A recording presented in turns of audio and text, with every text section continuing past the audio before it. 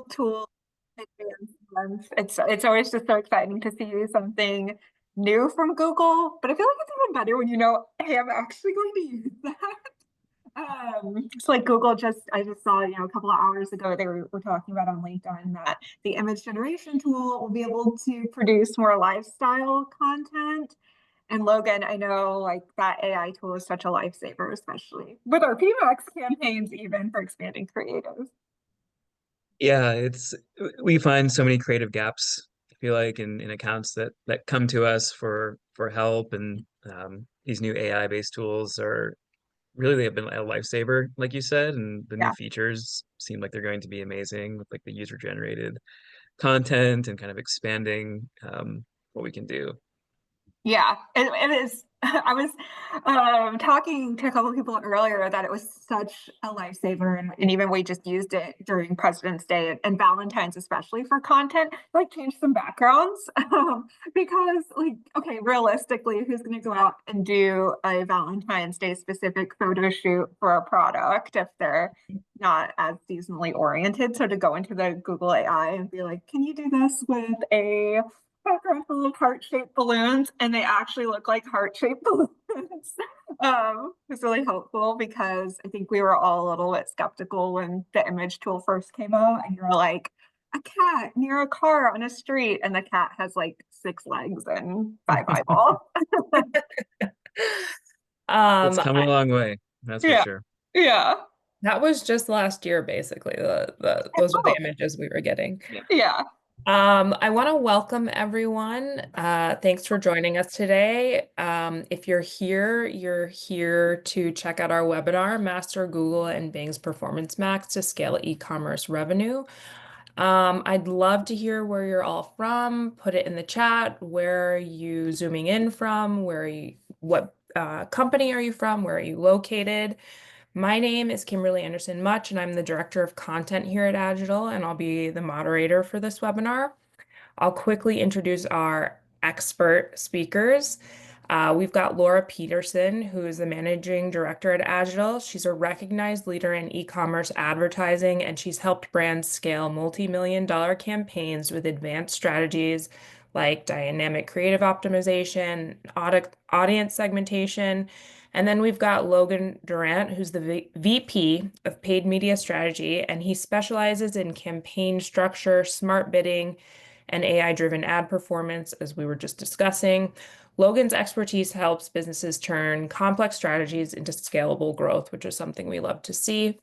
So taking a look at the chat, we've got Indiana, Arizona, Loveland, Colorado, Northern California, Lumens, um, Cruise Focus Travel, Philadelphia, home of the Super Bowl champion Philadelphia Eagles.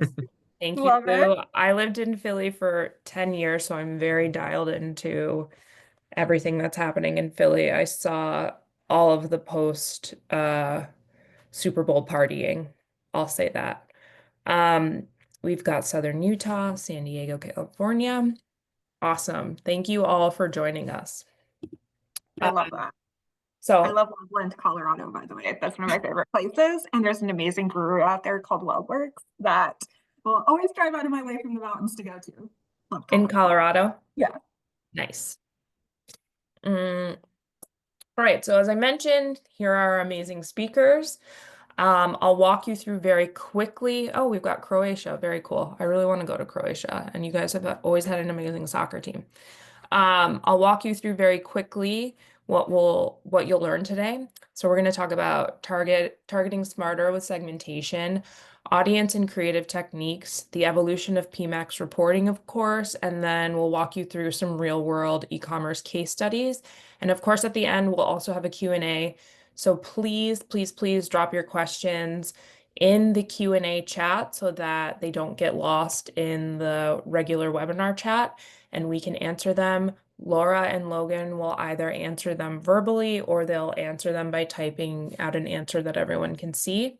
I want to get started with a quick poll. So moving forward, we want to know what your biggest challenge with Performance Max campaigns are. Is it segmenting products and campaigns for better results?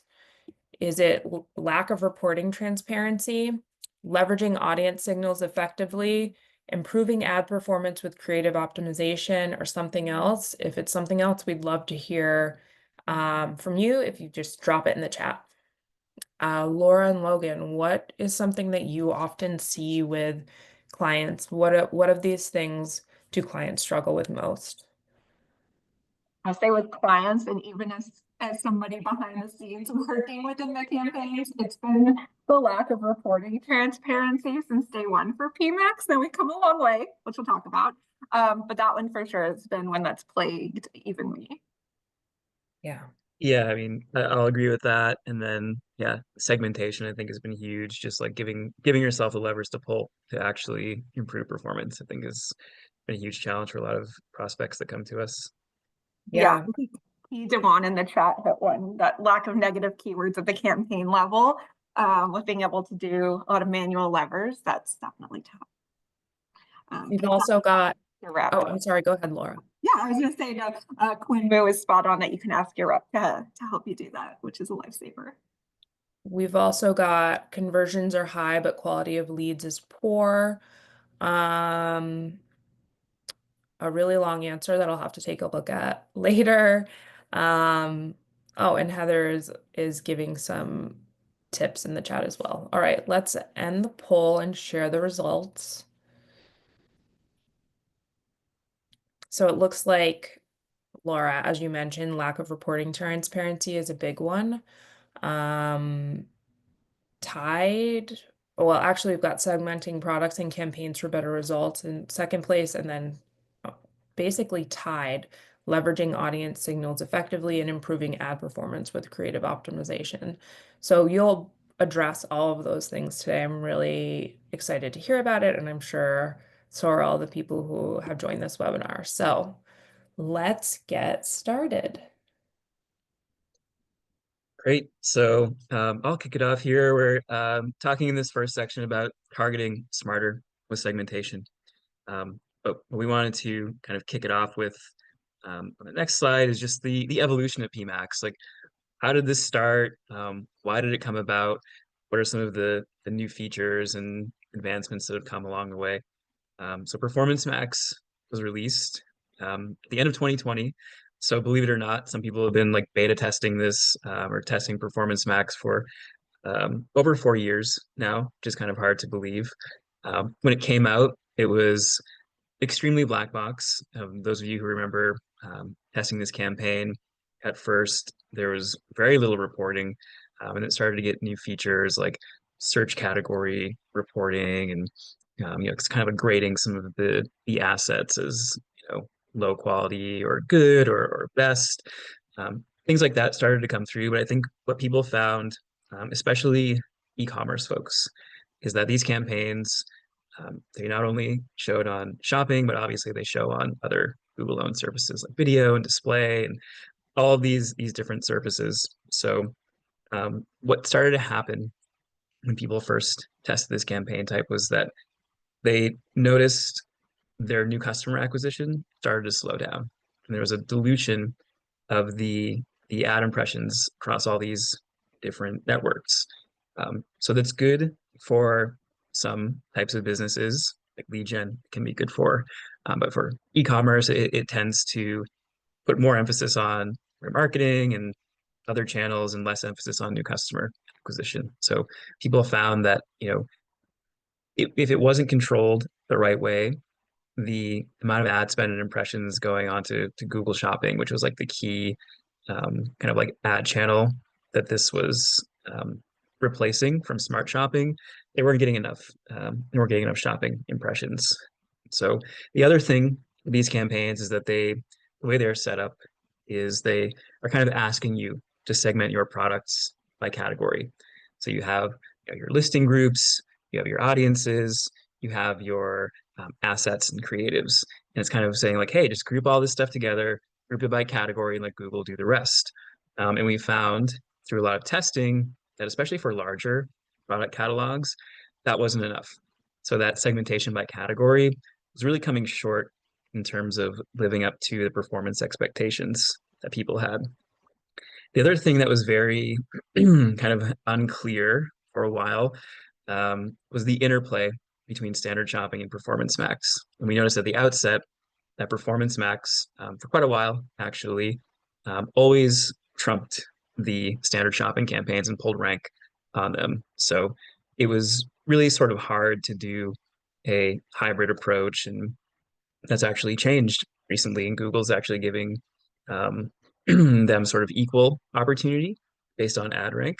So if that's something you didn't know and you weren't taking into consideration with your campaigns, it's something that's really important. Um, Google seems to have heard the feedback because there have been more and more features added, especially in the last year and a half in these campaigns. We're talking about some of them today, but more reporting features, more data, more transparency. They still have a ways to go, and there are still some more advanced things that you can pull out of the API that Google doesn't natively show you. We'll be showing those later, but more features are added, and the big thing is that you have to know how to capitalize on these and use them effectively because more is being added, it seems like every couple of months. So there's a lot to take into consideration, and we'll be diving into a lot of that today.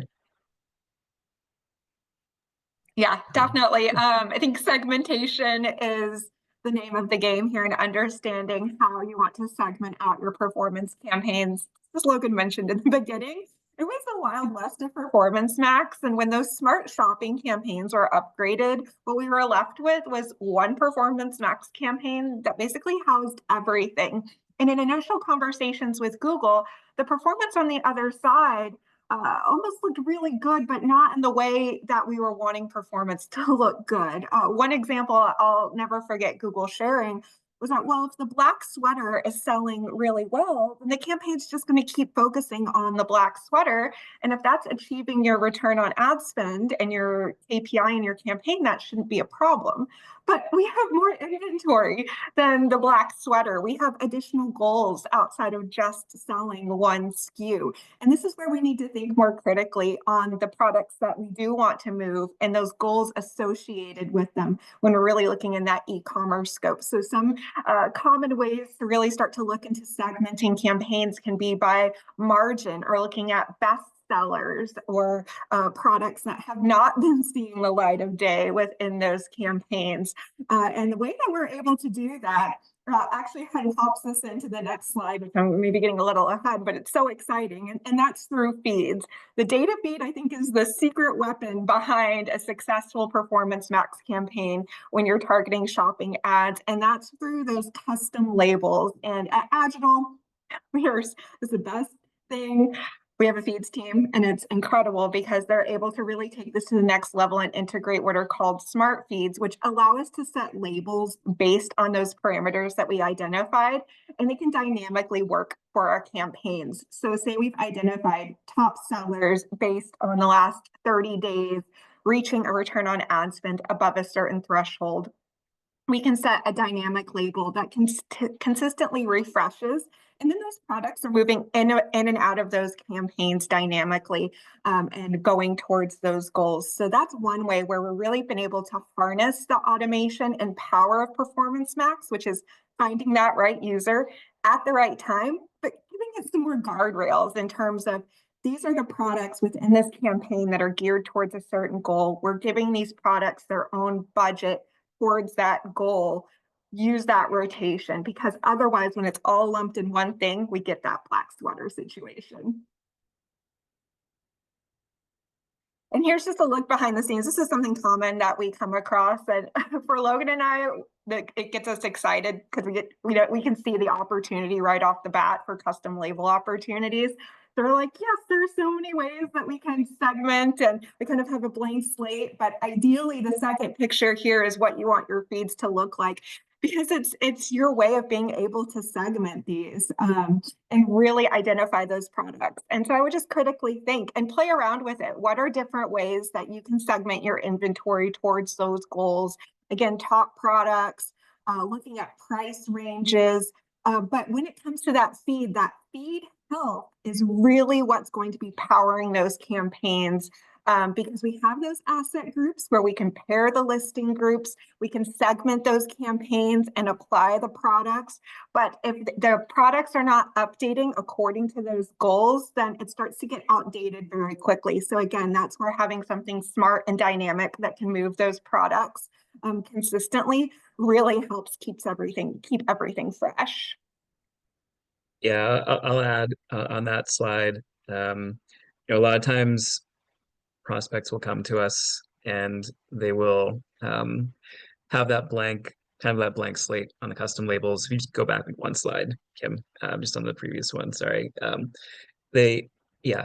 what we say generally is if you don't have these labels filled out, especially if you have a catalog of, let's say, 500 or more products or 5,000 or 50,000 products, then you don't really have a Performance Max strategy. So our main goal, like Laura said, is just to label these products based on their business impact and help give us a level of predictability on how they're going to perform, help inform our segmentation strategy, help inform the KPIs that we assign to them.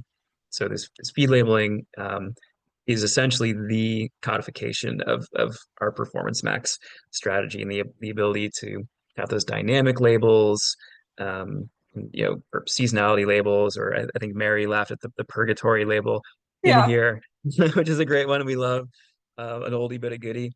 But yeah, it's a roadmap that tells our team how to treat these products. And I would say if your product feed looks like the top image, then you should probably talk to us about Performance Max strategy. Yeah, there's your immediate opportunity, right? That's a quick one to look at. Yeah, and like we were just talking about, really aligning those to your goals. So now that you've been able to pluck the products and kind of identify a certain theme with them, and whether that's top sellers or price tiers or margin tiers, then you can really look at aligning that with that goal. What does that goal look like? Segmenting it based on new customer acquisition goals, segmenting based on, again, those margins or specific sales periods, looking at return on ad spend and cost per acquisition goals. Now you're able to take a selection and really gear that together with that goal, align those asset groups appropriately. And it goes all the way down the chain to your reporting to help really simplify what am I looking at in terms of that data. And then this is where we get to up the notch a bit more with PMax. And if anybody was in the beginning of the call, you probably heard a bit of our conversation about the creative capabilities within Google now and within Performance Max. But when you've taken these first pieces of, okay, I've got the products aligned with the goal and I've segmented out these campaigns, how do I build these asset groups appropriately to really find those audiences and really guide this campaign in the right direction? If you've ever taken a peek in the insights reports in Performance Max, you can see that it does offer you insights into some of the audiences that are really resonating with your campaigns. But those are really coming to be suggestions. And oftentimes they don't quite align with the key messaging or type of audience that we really want to try to reach. So this is where it really, really becomes imperative to leverage those audiences. And as we go into this next segment, a few things we're going to highlight here are leveraging that first party data and really taking advantage of those in-market audiences. And in the beginning of PMax, this is where we had very little control. And now we can pair those asset groups. We can add those signals even on an asset group level. And now we have this additional feature called search themes, which we can pair as well. So again, if we step a little bit back, now we've got our segmented campaign where we've got products that are aligned to this goal. We can create this asset group and say our goal is new customer acquisition. We really want new customers. We've excluded brand, leveraging our great Google reps and brand negations. We're really putting in now our audience data to help find those right lookalike audiences, pairing that in asset groups with messaging that's going to resonate to those users. And then taking that a step further, on the next slide, we are bringing in that creative element to allow us to be visible on all of those different channels and areas where PMax can serve to find that right user. Nia, I know you mentioned here right now in the chat about search themes, and I'm so glad you did. It's definitely such a great opportunity, and you can see it here baked into these asset groups. Bringing in the creative one to kind of tap up on that is really important with helping getting these asset groups add strength to excellent. But the search themes now are a new lever to help guide these asset groups towards searches that kind of almost act as a broad match search when it comes to any text placements that the Performance Max can be eligible to serve on, but also helps act as an additional guardrail for the asset groups to go towards that specific type of signaled audience that we're gearing it towards. Yeah, I've always thought of it too as like giving the AI just signals that it might not catch otherwise. So if it's looking at, your title, description, looking at audiences, assets, there might be something missing there in terms of what it should go after. And to Laura's point, it might be like a broad concept or like a broad keyword that you wouldn't necessarily be able to show up for with the campaigns because of your bid constraints or ROAS constraints. So it's like a nice additional guide, I think, for the algorithm. And it does sound like very soon, I'm not sure if it's out yet, Laura, but we're going to be getting reporting on the search themes Yeah, level. that So was new coming that'll from be, Google. yeah, that'll be very exciting to see. It's so exciting to think of additional controls we can have here. To have those search theme insights would be so great. In the meantime, we've definitely been given additional opportunities from Google to view this data in the asset group level charts that are displayed if you go under table. I've pulled one here. It doesn't quite show the performance, but we do also get to see which assets are performing the best, which are good, and which ones are low. And this is a kind of a nod to always keeping your creative refreshed, because Google and these asset groups are always testing these, finding which matches together are going to resonate best with the users. And all of this comes together to really develop an excellent asset group. We're thinking, why? What's so important about having an excellent asset group? Well, Google has mentioned that it can increase your conversion 6% by having an excellent asset group. But what you're really allowing it to do is maximize every opportunity to find that right user. And now we've given it everything this asset group needs. We've powered it with, here are those products. Here's the goal that we know works well with these products. Here are images that are going to resonate with that type of audience that we're going after, with paired search themes that help guide you in that direction, and our audience signals that are going to help you find a matched user to all of these other important key inputs that we've given you. And I know one call out here we didn't really mention just about the TikTok ban and video is that one feature of these asset groups is video and is YouTube Shorts placements. So having vertical video has never been more critical. And the great thing is here, this is a great area to test those without needing additional funding, because Google's kind of doing that work for you. You can see in this screenshot on what video is working and resonating. So it's a great area to ensure your YouTube videos are tethered and get that testing in. And we had some questions from a few people. Jacob says, do match types apply in search themes? Not right now. It's just putting in a theme and letting Google run with it. And then he asked, do you recommend segmenting each of these audiences into their own asset groups? So I think you answered that, Laura. It was sort of like we're kind of like grouping them together, and we're seeing the performance of a lot of those come through. Yeah, absolutely. Yeah, I see Ellen had a question about video creation tools for PMax videos. Honestly, the tool within Google, the video tool, is a great place to start if you haven't tried it already.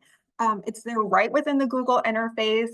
We've done a lot of A/B testing with that video tool. There are at least 20 different templates you can use. It allows you to modify the images and text. And again, plugging those into PMax is going to kind of create those for you anyway. So you might as well have some control, even if it's with that Google template. So if you haven't tried that, I would recommend at least as a jumping off point to get that going.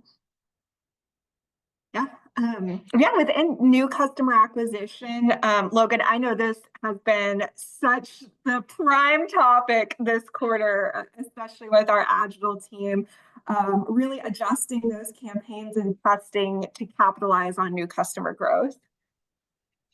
Yeah, I think, one of the things I mentioned in the beginning that we saw with Performance Max was that it not only tended to show more impressions across like video and display and not on shopping, which is so core for e-commerce merchants, but it also tended to do a lot more just like remarketing on those placements as well, not enough indexing on new customers. So the addition of this bidding strategy, I think, was really amazing and giving us the ability to set a more aggressive ROAS target or CPA goal for new customers and be able to have just a lever on that segment of ad spend has been really huge for our clients and for our agency. And I think it's gotten a lot of people back on track who, would come to us and they're kind of scratching their heads and saying, why is my new customer acquisition falling off? Like what's going on? So this is a lever of control that you might not think of initially, but it's something that I think really helps if you're in growth mode, if you have growth targets to hit. Yeah, in growth mode, and for any of us who are just wanting that additional visibility, that bid hire for new customers allows us to get so much of that insight right away by setting, whatever target you want to set that at, whatever bid you want to set it at. But if you do that, you now have unlocked this new area of reporting in your campaign columns, and being able to segment out those new and returning customers just allows us to bring so much valuable data, especially when we get to the QBRs. Oh, it gets me so excited to see that growth.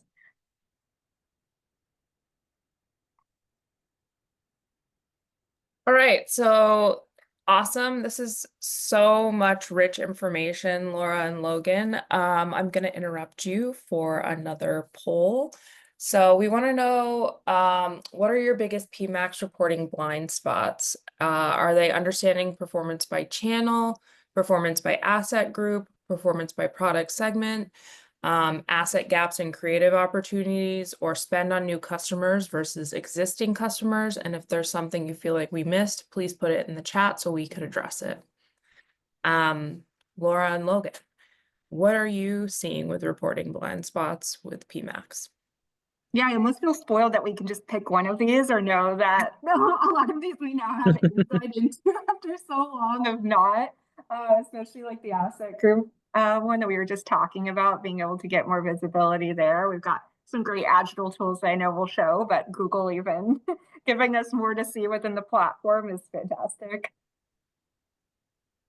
Yeah, I think there's a lot of pain here. I think especially performance by channel. I think I saw someone mention that in the chat earlier.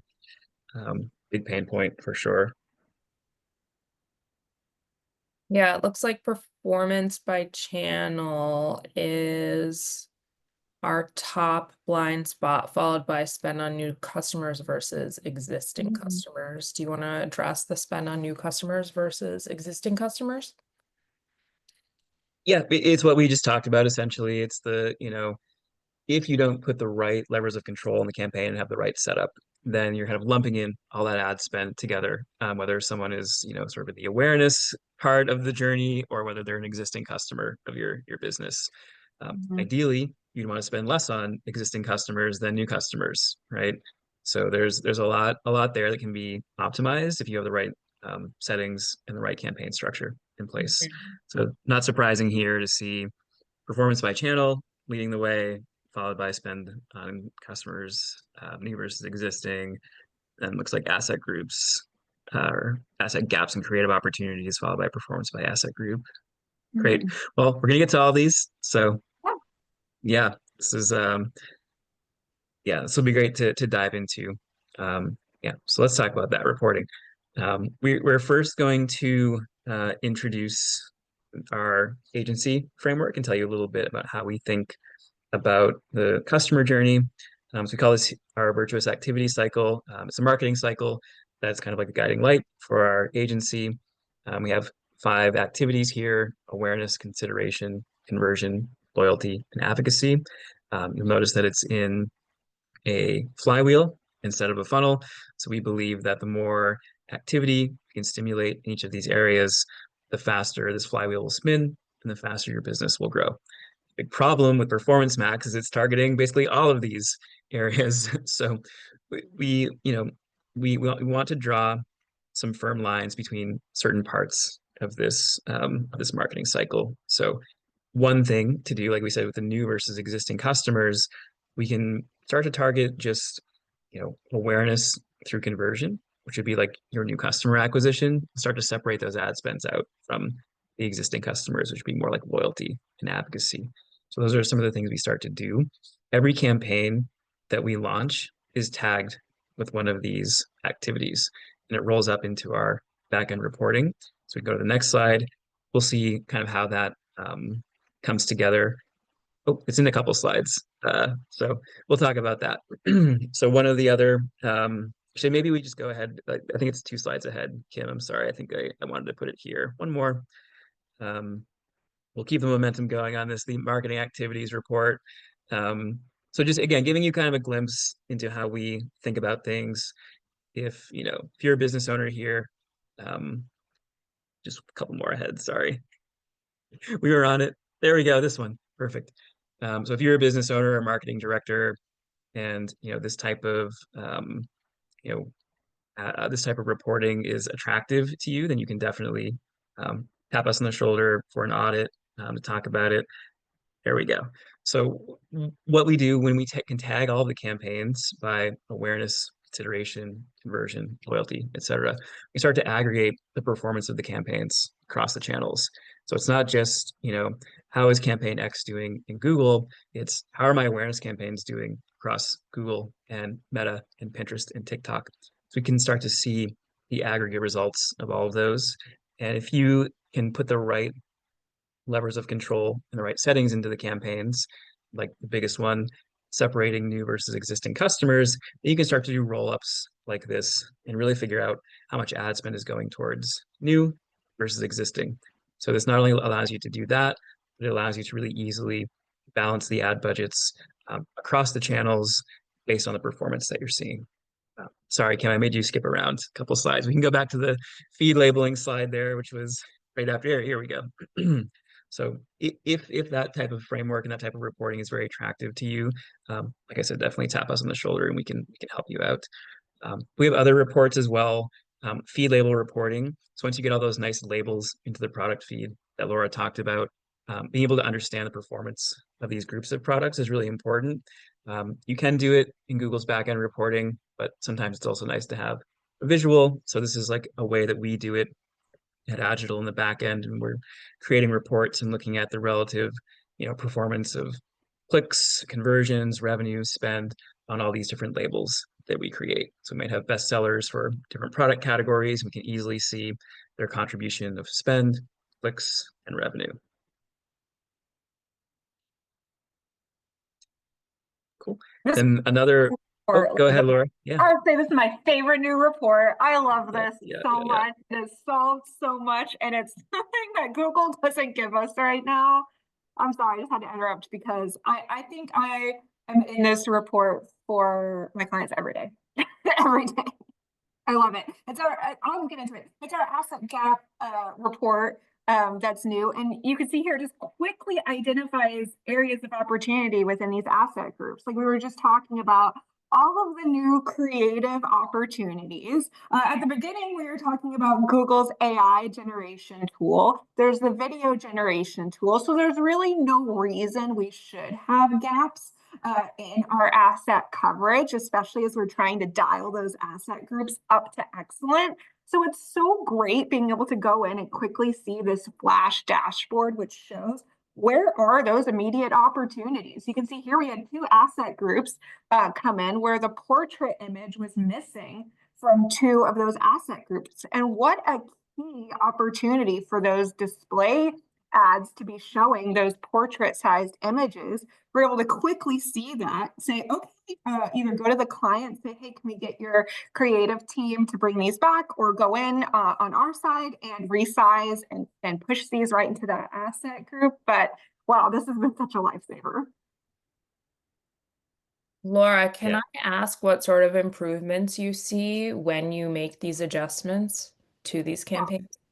Oh yeah, whenever we make these adjustments, we're immediately able to see new asset groups serving more. So there is a bit of an art form to getting a new asset group to serve. So we never recommend just having one asset group per Performance Max campaign. This is your biggest area for additional segmentations within our segmented campaigns, but aligning those audience signals, those images, that text to that user or products that we want to target. When we increase the assets to increase that coverage to find the right user at the right time, the first thing we're able to see is that that asset group is able to get ramped up a lot quicker, which means we get to understand the performance from it a lot quicker within our reporting. Wow. Thank you for explaining. Yeah. Logan, were you going to say something? Nope, I was going to say, I know this is one of your favorite reports, Laura. I was going to kick it to you anyway. Yeah. It's so much fun. Jacob, you have a good question in the chat. I just want to address that real quick. Just asked, are feed-only PMax campaigns a bad idea now? No, they're really not. A feed-only asset group within a Performance Max campaign can help you with additional shopping ads placement opportunities. So in this case, there is a situation where you might see an asset group that would have all red across, but we would label it as feed-only, so we would know. But that's still, a practice to kind of work with those coverage opportunities, and we'll show a little bit of our reporting, which can help make those decisions. But that's very much still a viable way of getting that placement on shopping surfaces within PMax. Yeah, really good question. There's a couple of questions in here about scripts because I think people are realizing they may not have access to our amazing reports that we're pulling from the API, but yeah, there are generally scripts that can do a lot. If you kind of code them the right way. There are scripts that can help you get search category or like search query performance out of PMax. I think the bummer there is that you still don't get the spend data on that. So you're seeing like click data, revenue data, but Google is still being a little stingy with the spend data. But yeah, there are scripts that you can do to extract that data from the campaigns. One more in here, Laura. I don't know if you want to take that, the search query, negating search queries. Yeah, very great question. Have you found a way to negate search queries in PMax? I've used brand exclusions, but want more granular. Has anybody else been personally attacked by brand exclusions not working? Because it really doesn't. It doesn't account for misspellings. It doesn't account for plurals.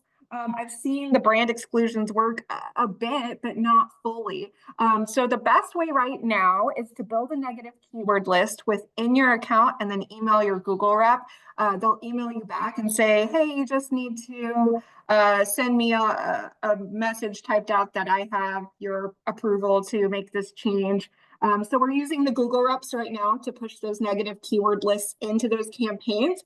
But Google says and has just been teasing that there will be a way for us to do that ourselves soon. But for now, this is where we really rely on that Google partnership to help push that across. So outside of the brand exclusions on the campaign level, you'll just have to build that keyword and bug your app. Yeah, I feel like that feature can't come soon enough.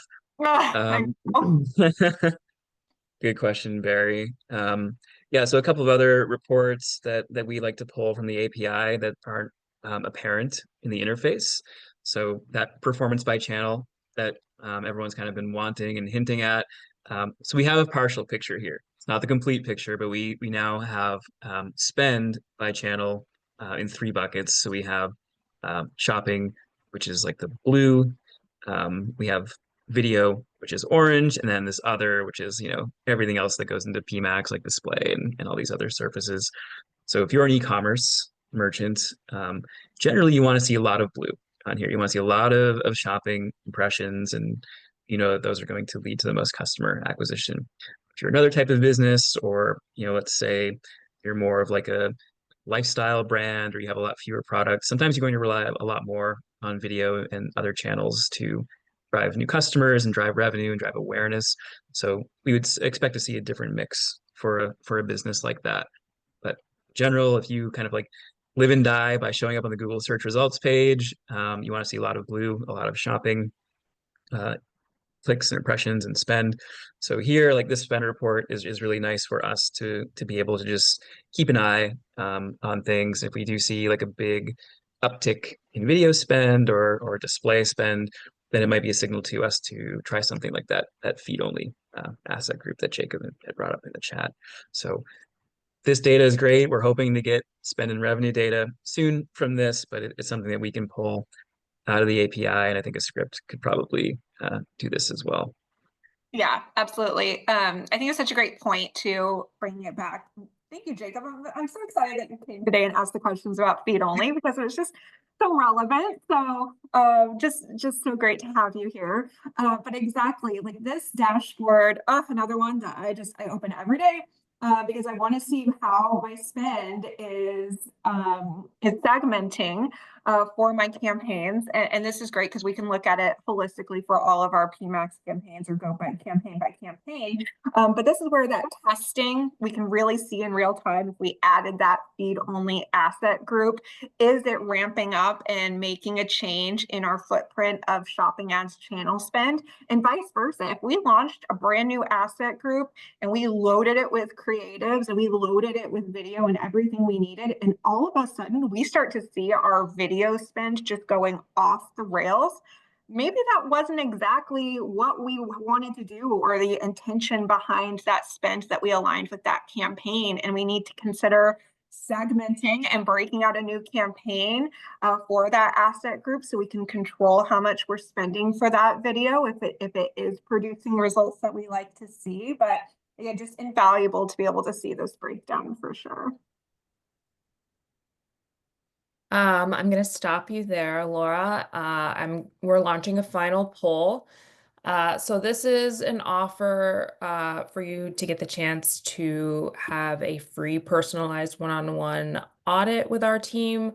Logan and Laura and their team will do a deep dive into your business and audit your PMax performance.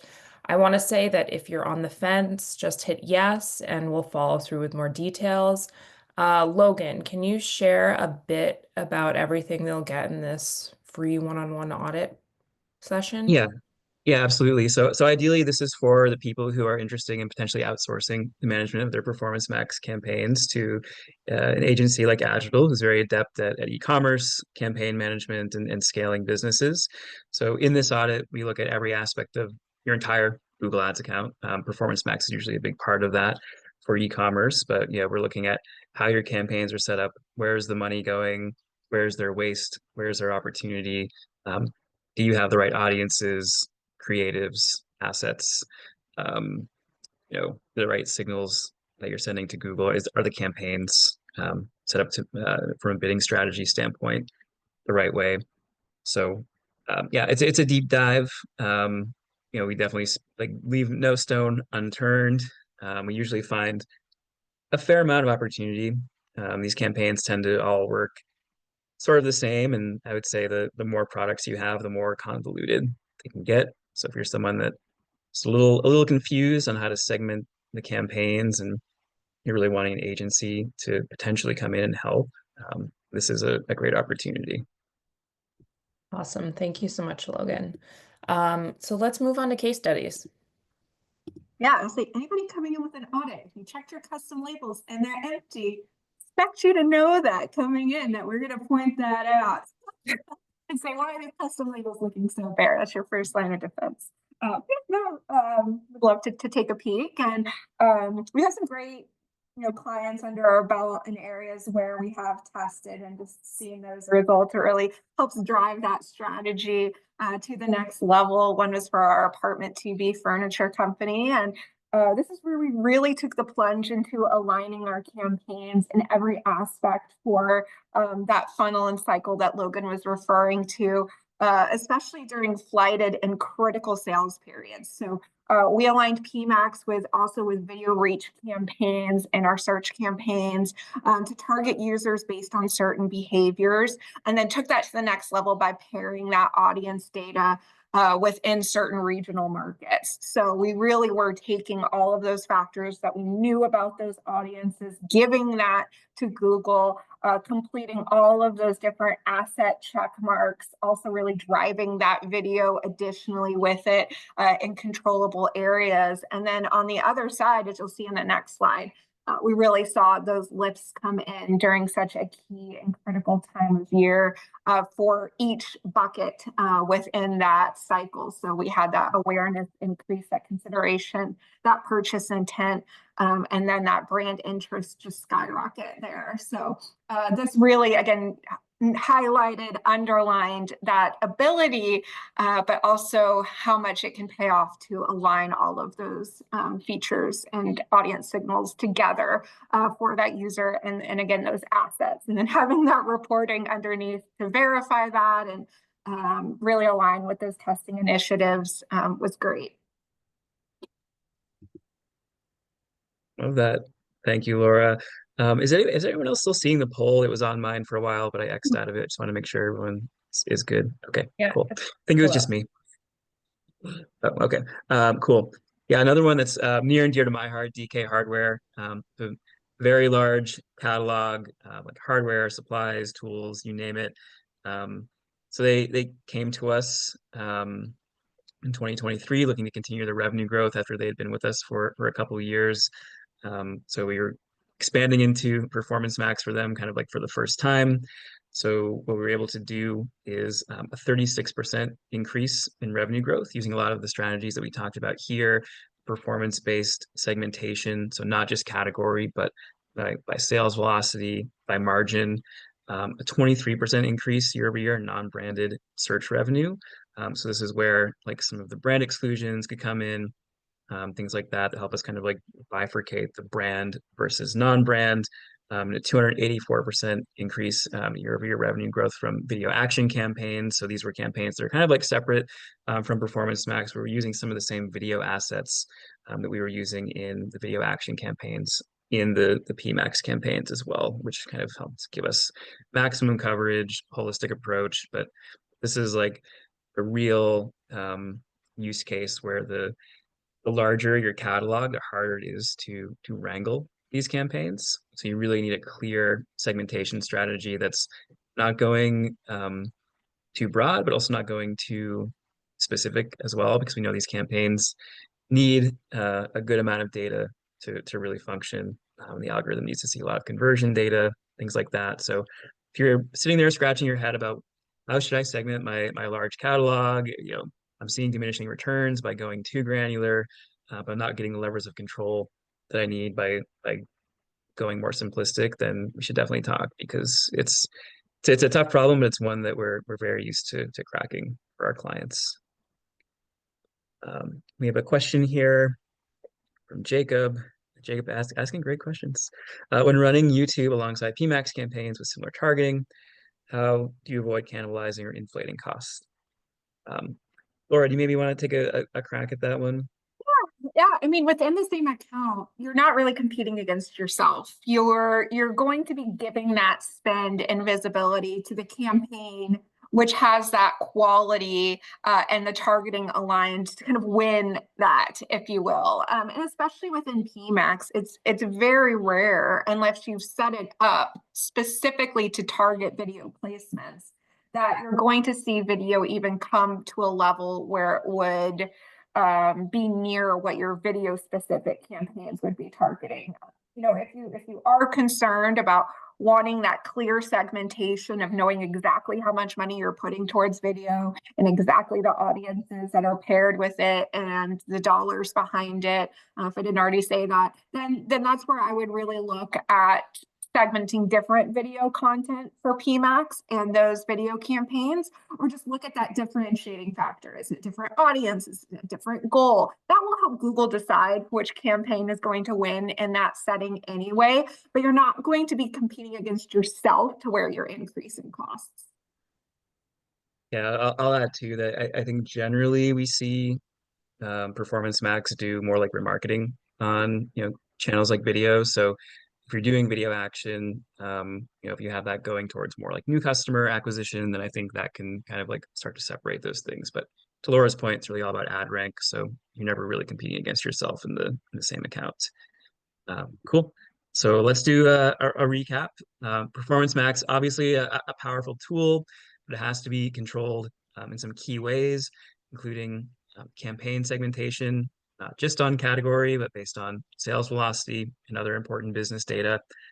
Feed labeling, that is kind of the bedrock of this campaign segmentation. Um, Bidding strategies that align to your segments. So once you have all those nice groups of products, how do you treat them differently? How do you bid on them differently? And then the audience and creative completeness and testing. So it's a huge tool. And as Laura mentioned, there are more advances coming seemingly every other month here, and just more opportunity to test. So if you think about Performance Max, it's really becoming this sort of like test and learn type of campaign type more than a set and forget type of campaign type. So there's always more work to be done. And with these new advancements, it just gives you a lot more to test, to change, to learn, to tweak, and it all should lead to incremental improvements in performance. Great. So let's move on and open it up for Q&A. I see that we've got one from Greg.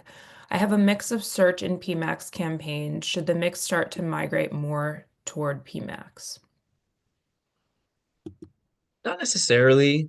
When I think about search, I think it gives you more control. So especially if we're thinking just like targeting keywords and there aren't products involved. Generally, I think you want to have control over a pretty decent group of keywords that are relevant to your business, whether you sell products or you're more lead gen.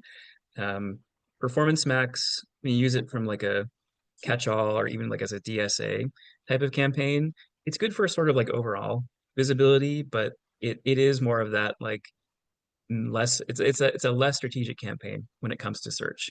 So I would say like for me, I would want to control a pretty sizable group of keywords with search, then maybe let Performance Max kind of gobble up the rest with dynamic search or some more catch-all stuff. All right, one just came in from Barry. How do you use PMax for lead gen versus e-commerce? Yeah, I think again for lead gen, it can be helpful. I've seen these campaigns be good at like driving phone calls, drive signups, things like that. But I think they're a little bit better when you can just do more like audience, video, things like that. If you are relying on them for everything, like including search, like we just talked about, I would rather have like dedicated search campaigns going towards search keywords and using more like exact match type of terms. Performance Max can go, beyond search and go find leads, and sometimes it's effective at doing that.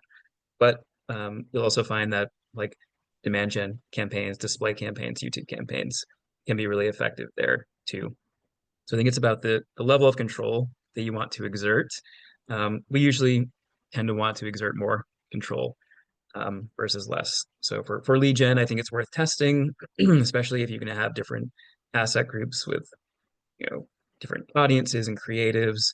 But on the whole, I tend to prefer it as more of a supplement and not the main campaign type for lead gen. Great. Um, Neil asks, how do you feel about blocking your own brand terms from your PMax campaigns? Yeah, I'll want to get your opinion, Laura, but for me, I think it can be helpful.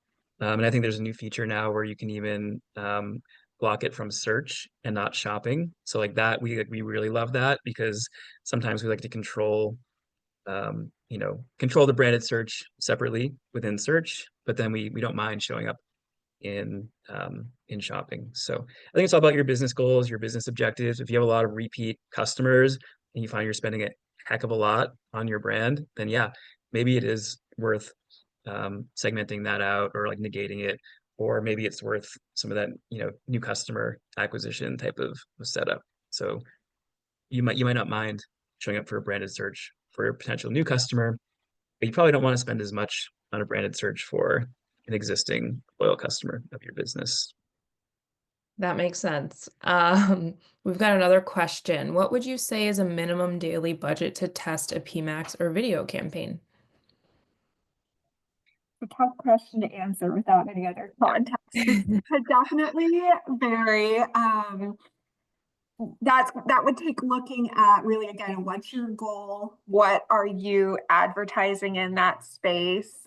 Google has some great tools just right off the bat within the platform for kind of gut checking. But if I was to give you a number right now without even knowing the industry or products or goal, then I wouldn't be, I don't know if Agital would even have me here. I just wouldn't be able to give you a number. So I would maybe say take us up for an audit, and maybe that's something that we could help answer together. Thanks, Laura. I see Barry has got a question. Have you seen PMax campaigns be able to scale better with 1P audiences versus Google-based audiences or 3P audiences? I've limited my audience signals to 6 max audiences per asset group, but I've seen 1P provide stronger signals.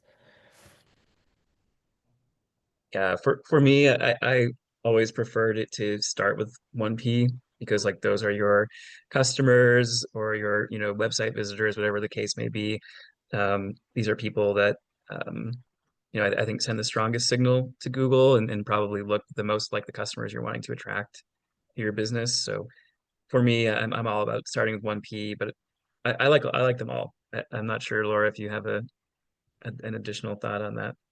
Yeah, I'd say who knows you better than yourself. So start with that 1P data and giving Google the best guidelines. But um, again, within that insights on those campaigns, it really can guide you to new opportunities that Google might be identifying that are resonating with your ads. So I would, take that into consideration. And like we talked about segmentation opportunities, right? You can A/B test that in your own scope.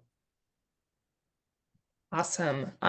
Finally, we've got Thomas. Does PMax with a shopping feed cannibalize shopping performance, or are they able to coincide without hurting performance? Can they help each other with learning?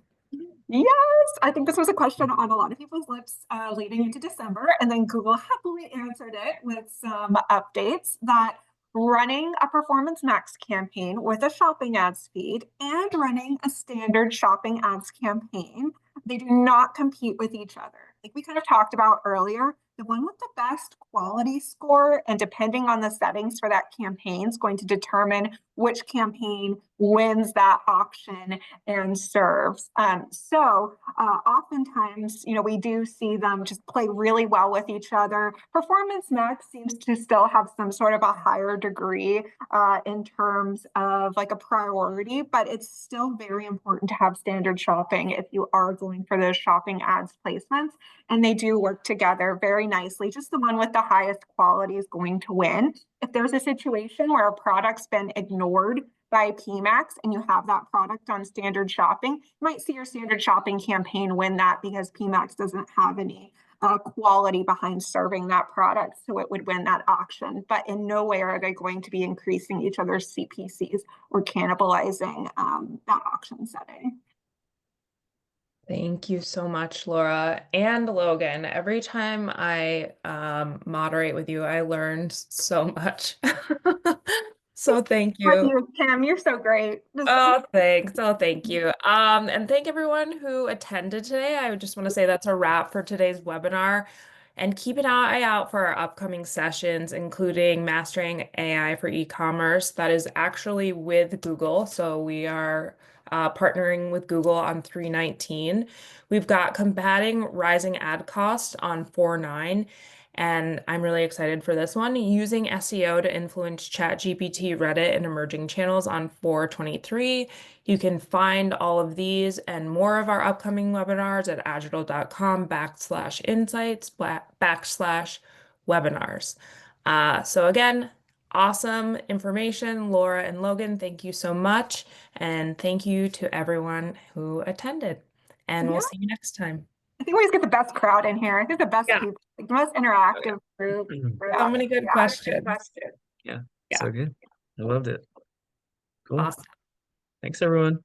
See you next time. Bye. Bye.